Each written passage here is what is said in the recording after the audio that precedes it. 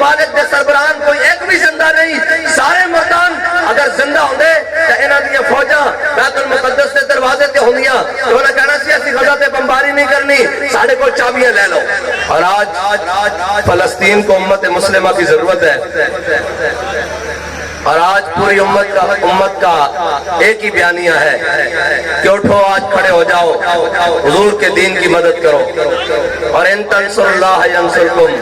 ویثبت اقدامکم، رب کہتا ہے پہلے تم رب کے دین کے لیے باہر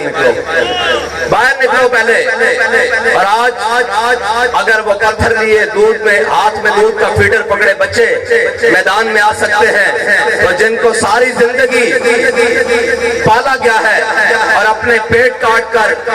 57 اسلامی ممالک نے اپنے ملک کے سربراہان کو، فوجی سربراہان کو، سیاسی سربراہان کو پالا ہے، آج تو حق یہ بنتا تھا اس بچے کی جگہ ہمارے سربراہان کھڑے ہوتے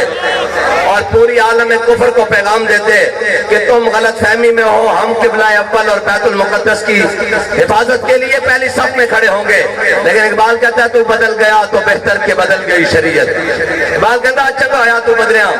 نہیں جی، اس دور میں کیا ضرورت پڑی تھی حماس کو بات کرنے کے لیے؟ میں نے کہا مجھے بتاؤ، اگر آج کوئی فاروق اعظم کا غلام ہوتا تو بیت المقدس اس طرح پکار رہا ہوتا کسی کو؟ آج اگر کوئی فاروق اعظم کا غلام ہوتا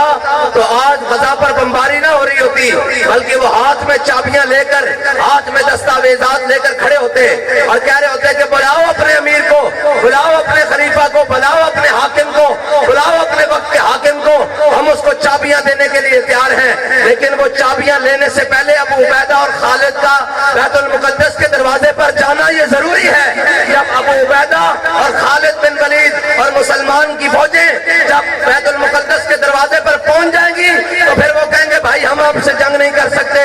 جب وہ مسلمانوں کے سپہ سالار بیت المقدس کے دروازے پر پہنچ جائیں گے پھر وہ کہیں گے ہم آپ سے جنگ نہیں کر سکتے، بلاؤ اپنے بڑے کو اور ہم چابیاں دینے کے لیے تیار ہیں۔ اور حضرت فاروق اعظم کو لکھ دیا جاتا ہے خط، انہوں نے کہا فاروق اعظم چل پڑے، وہ کہتے ہیں ہم چابیاں آپ کے حاکم کو دیں گے، آپ کے خلیفہ کو دیں گے۔ اور حضرت فاروق اعظم اپنے ایک غلام کو لے کر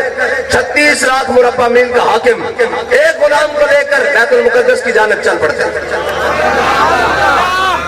اقبال کہتا کیا نہیں اور کوئی غزنوی کارگاہ حیات میں